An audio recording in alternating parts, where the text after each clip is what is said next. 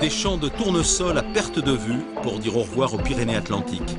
À 5 jours de l'arrivée à Paris, les coureurs abordent l'étape la plus longue du Tour, 239 km de Pau à Revel. Départ à vive allure et premières escarmouches qui placent en tête 17 coureurs, parmi lesquels 5 Français, Pierrick Fédrigo, Sébastien Hinault, Carlos Dacruz, Stéphane Ogier et Samuel Dumoulin. Le peloton ne réagit pas, les hommes de tête creusent l'écart. 18 minutes au ravitaillement, 24 minutes à 50 km de l'arrivée. Sébastien Hinault se dit qu'il a flairé la bonne échappée, tout comme Samuel Dumoulin.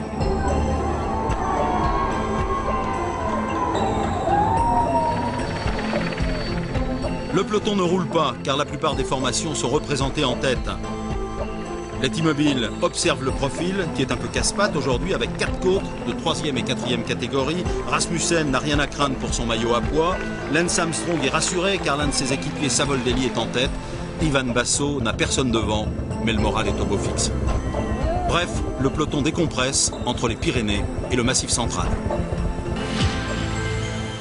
Seule note discordante, l'abandon d'Andreas Klöden. Mal remis de sa chute de la veille, le champion allemand doit s'arrêter. Le deuxième du général en 2004 s'efface à regret, victime d'une fracture du poignet. Devant, le groupe des échappés s'est cassé en deux. Grifko, Tanking, Sevilla, Savoldelli, Arvesen, Hinault, Righi et Gerrans sont partis. Mais ce n'est qu'un début. Il y a d'abord eu une attaque de Tanking et Grifko. Hinault et Savoldelli reviennent et font maintenant la course en tête. C'est alors qu'Arvesen démarre à 2 km de la ligne. Savoldelli revient sur lui et le passe dans les 10 derniers mètres. Nouvelle victoire pour l'équipe Discovery Channel.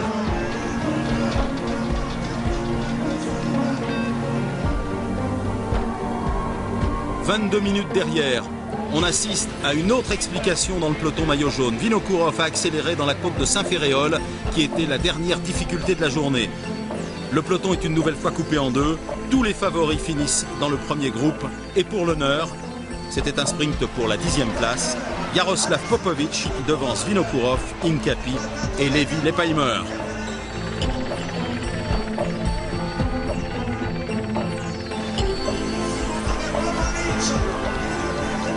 Paolo Savoldelli savoure sa victoire. L'équipier de Lance Armstrong rappelle qu'il est aussi capable de gagner en dehors du Giro.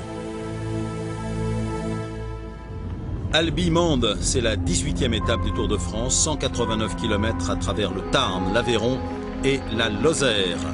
Les candidats à l'échappée sont nombreux et la première attaque sérieuse est signée Carlos Dacruz qui emmène avec lui 9 coureurs. Il y a là notamment Axel Merckx, Serrano, Zandio, Cédric Vasseur et Thomas Voeckler.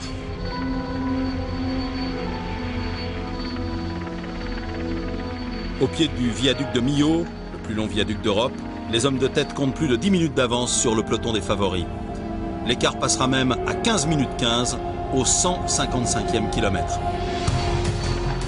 À 13 km de l'arrivée, attaque de Carlos Dacruz. Dacruz courageux qui sera repris dans la côte des Chabris.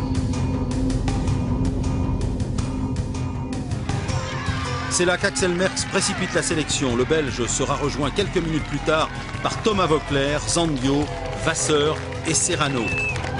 Carlos Dacruz est décramponné et dans l'échappée, on commence à s'observer très sérieusement.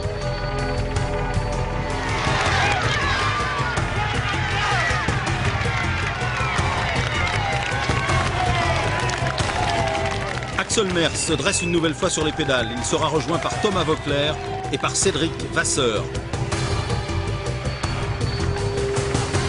Zandio a craqué, Voeckler rétrograde après un dernier baroud d'honneur. Finalement, c'est Serrano qui va flinguer à 1 km 500 du sommet. Une accélération fatale à Cédric Vasseur et Axel Merckx. Les deux hommes s'accrochent, mais il est trop tard. Serrano est littéralement porté par le public.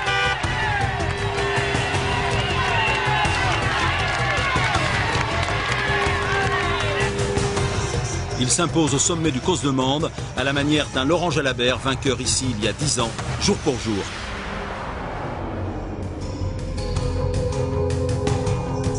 27 secondes plus tard, Cédric Vasseur va au sprint, un Axel Merckx qui n'apprécie pas, mais c'est la loi du sport. Loin derrière, Armstrong, Basso et Ulrich terminent ensemble, un scénario qui est désormais bien huilé.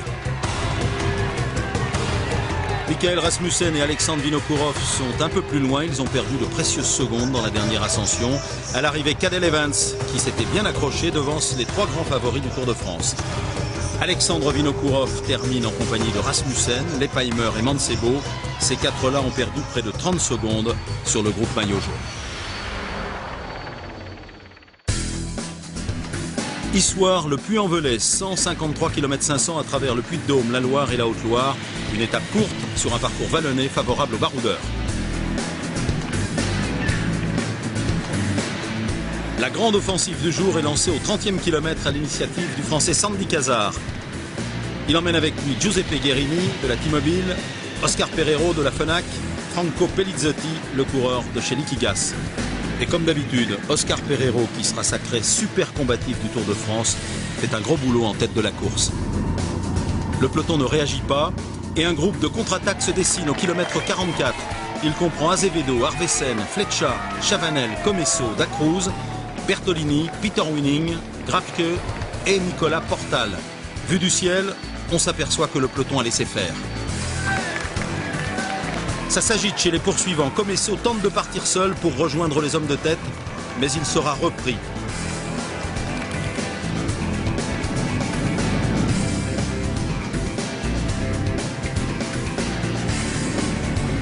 Devant, les quatre échappés possèdent 2,15 d'avance sur les 10 poursuivants et 7,50 sur le peloton.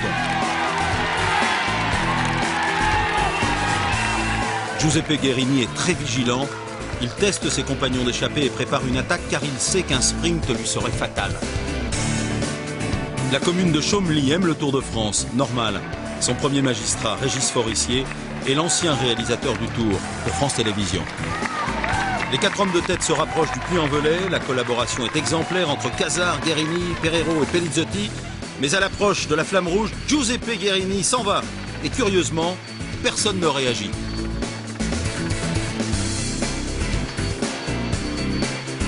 Le vieux guerrier de la T-Mobile, vainqueur à l'Alpe d'Huez en 2000, remporte la 19e étape avec 10 secondes d'avance sur Cazard et Pelizzotti. Pereiro est juste derrière.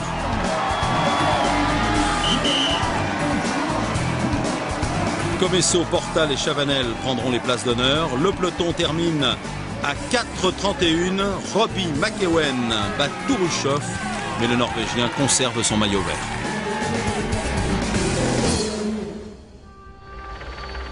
Un maillot jaune chez les Verts, en plein cœur du stade Geoffroy-Guichard. Une image symbole, juste avant le départ du contre-la-montre. Lance Armstrong a retrouvé ses enfants, ses amis, et affiche une belle sérénité. L'Américain affirme à qui veut l'entendre qu'il n'est pas favori de cette étape, mais tout le monde sait qu'il fera le maximum pour la gagner.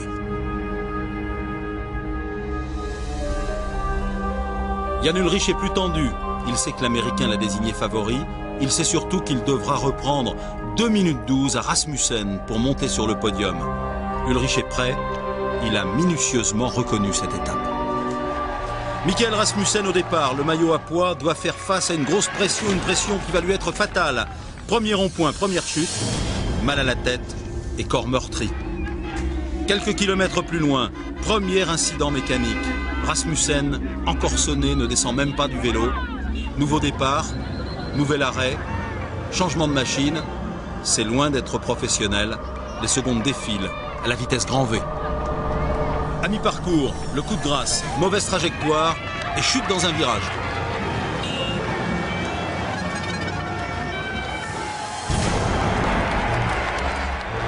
Le ressort est cassé, les trajectoires sont incertaines. Chicken, comme on l'appelle dans le peloton, se fait doubler par Lance Armstrong, parti 6 minutes après lui. En 55 km, il concède 7,47 à l'Américain. C'est l'histoire d'un raté, d'un jour sans, qui ne fera pas oublier quand même les belles ascensions du coureur danois.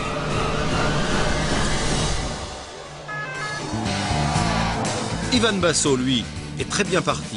À la surprise générale, l'Italien réalise le meilleur temps au 17e kilomètre, mieux que Lance Armstrong au premier pointage.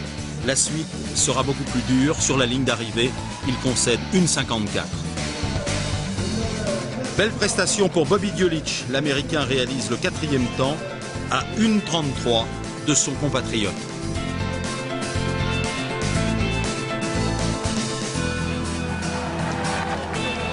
Autre héros du jour, Alexandre Vinokourov, dans une région qu'il connaît parfaitement, et sans doute en hommage à son ami Andrei Kivilev. Il décroche le 3e chrono de cette étape à 1 minute 16.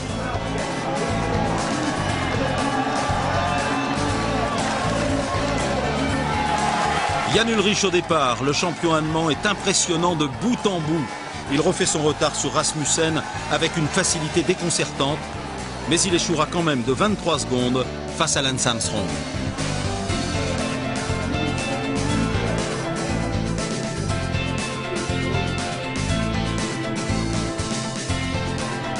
Le héros du jour, c'est lui. D'abord parce qu'il réalise le meilleur temps à plus de 46 km/h de moyenne.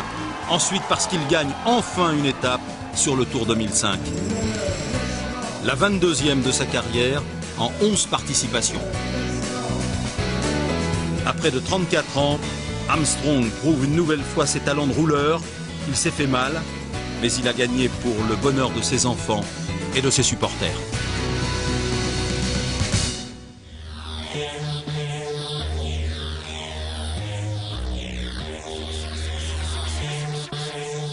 La voilà enfin, la victoire d'étape de Lance Armstrong. Lui rêvait peut-être d'une grande étape de montagne. C'est un beau contre-la-montre qu'il remporte et surtout, c'est son 7e Tour de France au compteur. S'il vous plaît, allez, bravo champion et bonne retraite. En route pour un 7e succès consécutif sur le Tour de France. C'est une haie d'honneur qui attend Lance Armstrong à quelques secondes du départ de la dernière étape à Corbeil-Essonnes. Avec la pluie comme invité surprise, une pluie qui ne calme pas l'ardeur badine du peloton. Lance Armstrong sacrifie à la tradition en affichant son chiffre fétiche, le 7, comme 7 victoires sur le Tour de France. Le futur vainqueur pose avec ses adversaires d'hier.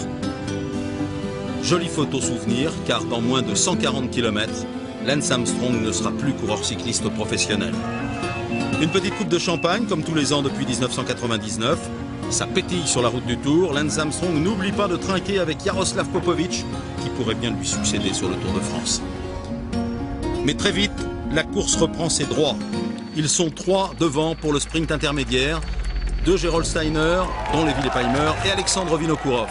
Vino qui veut reprendre quelques secondes à Leipheimer pour retrouver la 5e place du général. Mission accomplie au sprint de Châtenay-Malabry. Quelques kilomètres plus tard, attaque du Belge Philippe Gilbert. Les Discovery se déchaînent car ils veulent entrer très vite en tête sur les Champs-Élysées. Grosse frayeur, c'est la chute. Hincapie et Padernoche, de même que Popovic, se retrouvent par terre. Il s'en faut de quelques millimètres pour que Lance Armstrong ne figure lui aussi dans la chute. Le patron a déchaussé opportunément dans le virage, mais il a eu chaud. Frayeur et colère, Armstrong n'imaginait pas qu'un coureur vienne troubler le scénario de la dernière étape. Généralement, on temporise jusqu'à Paris, on laisse le maillot jaune pénétrer sur les Champs-Élysées et on s'explique ensuite à la régulière. L'entrée dans la capitale est grand soupir de soulagement pour les coureurs qui aperçoivent tour à tour l'Arc de Triomphe, les Tuileries et la place de la Concorde. La Tour Eiffel est dans les nuages, les pavés sont glissants. Le jury des commissaires décide que les temps seront pris lors du premier passage sur les Champs-Élysées. On ne badine pas avec la sécurité. Le peloton a ralenti pour ne pas prendre de risques. Le soleil est finalement de retour sur Paris. Et à l'amorce du dernier tour, les David Amon Lotto se portent en tête pour Robbie McEwen. À 1500 mètres de l'arrivée, scénario inattendu. Krivtsov, McGee et Vinokourov sont sortis du peloton. On pense que les sprinteurs vont réagir, mais c'est trop tard. Vinokourov rentre en tête sur les Champs-Élysées. Le coureur kazakh, tout en puissance, déborde Bradley McGee et remporte sa 2e victoire d'étape sur le Tour 2005. Lance Armstrong a relevé son dernier défi. Il remporte un 7e Tour de France avec 4 minutes 40 d'avance sur Ivan Basso et 6,21 sur Jan Ullrich.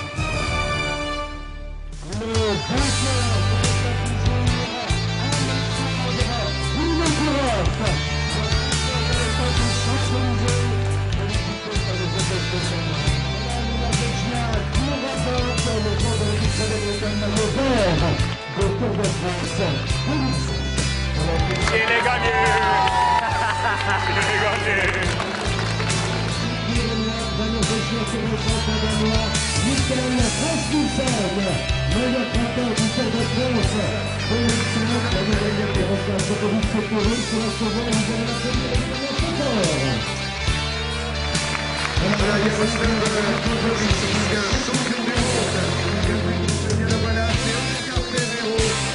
L'année dernière sur les routes du Tour de France, 10e cette année vainqueur, après avoir terminé deuxième.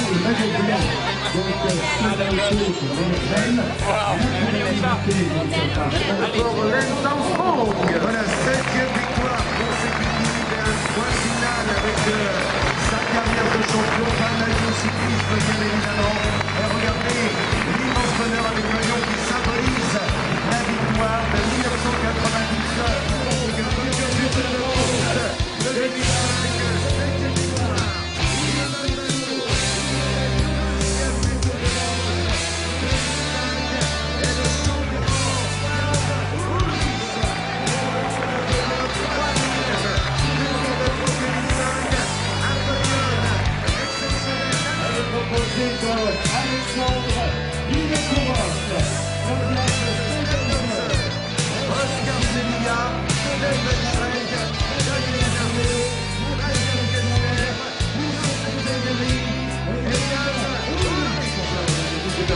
Et un bravo, innovation en finale pour ces 4 porteurs de maillot.